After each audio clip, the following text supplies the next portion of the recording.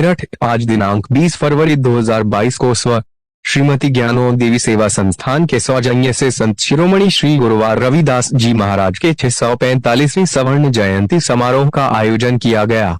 इस आयोजन में ज्ञानों देवी संस्थान के अध्यक्ष श्री इंद्रजीत जरेवाल जी ने पूर्ण व्यवस्था करने में पूर्ण दायित्व निभाया। इस कार्यक्रम के अध्यक्ष श्री उमेश अग्रवाल जी, मुख्य वक्ता सेवानिवृत्त प्राध्यापिका कमलेश भारती जी व मुख्य अतिथि समाज सेवी भावर सिंह तोमर जी रहे। इस कार्यक्रम में संरक्षक मंडल के श्री अशोक हंस, मेसर्स चंद्रा स्पोर्ट्स सूरजकुंड का भी विशेष सहयोग रहा। माता शक्ति श्रीमती सुदेश जरेवाल, श्रीमती उषा देवी, श्रीमती उषा हंस, श्रीमती पूनम हंस, श्रीमती गीता जरेवाल, श्रीमती संजना जरेवाल, श्रीमती पुष्पा देवी व श्रीमती अंजलि सिंह का भी अतुलनीय सहयोग रहा।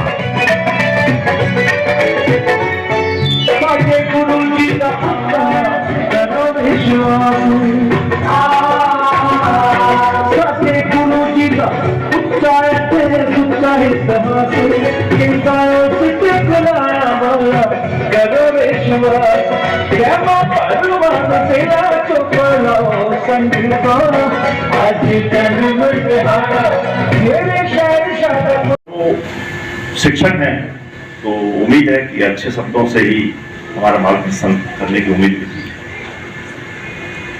जो हमारा आज का इस कार्यक्रम है, इस कार्यक्रम में जो आपने यहाँ का समय का दान दिया है, इसके लिए मैं आपका हृदय से स्वागत करता हूँ। जो भी लोग आए हैं अभिनंदन करता हूँ, और इसलिए भी करता हूँ कि हमारे यहाँ जब कोई फंक्शन होता है, कोई जन्मदिन होता है, कोई शादी की सालगिरह होती है, तो बहुत सारी भीड़ जमा हो जाती है। कई सौ लोग होते हैं, कहीं कहीं हजारों भी होते हैं। लेकिन जब कोई कार्यक्रम सामाजिक समरसता का होता है, जब कोई कार्यक्रम राष्ट्र हित में होता है, तब लोगों का आना, संख्या को जुटाना बड़ा कठिन काम है। इसलिए इसमें जिन लोगों ने अपना समय का दान दिया, इस यज्ञ में जिन लोगों ने आहुति दी है, उनका तो मैं बार बार अभिनंदन करता हूँ। यहाँ पर लगभग सभी समाज के सभी वर्ग के लोग उपस्थित हैं, और इससे अच्छी बात क्या हो सकती है। यही समरसता भाव है। इसी समरसता भाव से हम लोग पिछले 3 वर्षों से संत शिरोमणि रविदास जयंती मना रहे हैं और आगे भी मनाते रहेंगे। अब मैं ज्यादा वक्त ना लेते हुए आज कार्यक्रम को मनाते हैं, तो हमारा समाज क्यों पीछे रहे। इसकी शुरुआत करते ही मैंने 3 साल पहले एक मन बनाया कि भाई हम भी अपनी रविदास जयंती को शुरू करेंगे अपने समाज के द्वारा। तो मैं धन्यवाद करता हूं ऐसे संगठन को, ऐसे लोगों को जिन्होंने ये विचार हमारे मन में उत्पन्न किया। और उसमें एक मेरे बड़े भाई हैं जो आज यहाँ पर उपस्थित नहीं है, वो भी एक दूसरा कार्यक्रम कर रहे हैं। माननीय श्री शवित सैनी जी, जो पिछले 7-8 साल से सेवा भारती के माध्यम से इस कार्यक्रमों को पूरा करते रहते हैं। तो मैं धन्यवाद दूंगा उनकी अनुपस्थिति में भी कि उन्होंने कम से कम ऐसे विचार निरंतर उत्पन्न किए कि आज मैं आप सब लोगों के साथ रविदास जयंती को मनाने का प्रयास कर रहा हूँ। छोट बड़ों सब सम बसे, रह रविदास प्रसन्न। अर्थात रविदास जी कहते हैं कि मैं इस विश्व में एक ऐसा राज्य चाहता हूँ जहाँ सभी को खाने के लिए पर्याप्त अन्न मिले, कोई छोटे बड़े का भेदभाव ना हो, सब एक समान हो, और तभी मैं प्रसन्न रहूँगा। जय गुरुदेव। श्री भावर सिंह जी और सभा में उपस्थित सभी सम्मानित मेरे अग्रज और अनुज और मेरे प्यारे बच्चों, आज हम शिरोमणि रविदास जी की जयंती मना रहे हैं और 645वीं जन्म तिथि हम इसको मना रहे हैं। बड़े हर्षोल्लास के साथ इसको अब पहले भी मनाया गया है और आगे भी इसी प्रकार से और अधिक संख्या में उपस्थित होकर हम इस प्रोग्राम को आगे बढ़ाएंगे। सभी सभा में जात पात पूछे न कोई, हरि को बजे सो हरि का हो। संत शिरोमणि श्री रविदास जी के हैं अनमोल वचन, हार्दिक वचन। आइए बात करते हैं इन कार्यक्रम के। जैसा कि आप सबको पता है कि हर वर्ष की बात ही हमारा रविदास जयंती का कार्यक्रम बनता है और हमारी जो संस्था है स्वर्गीय श्रीमती ज्ञानो देवी सेवा संस्थान, जो मेरठ महानगर में पंजाबी समाज का प्रतिनिधित्व करते हुए उन्होंने इस कार्यक्रम को शुरुआत की है। जैसा कि हमारे मीडिया कर्मी भाई ने पूछा कि जात पात पूछे ना कोई, हरि को भजे सो हरि का होए।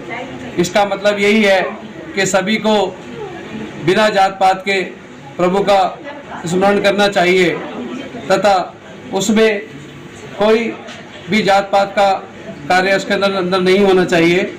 दूसरी बात कि प्रभु उसी के होते हैं जो उन्हें भजता है।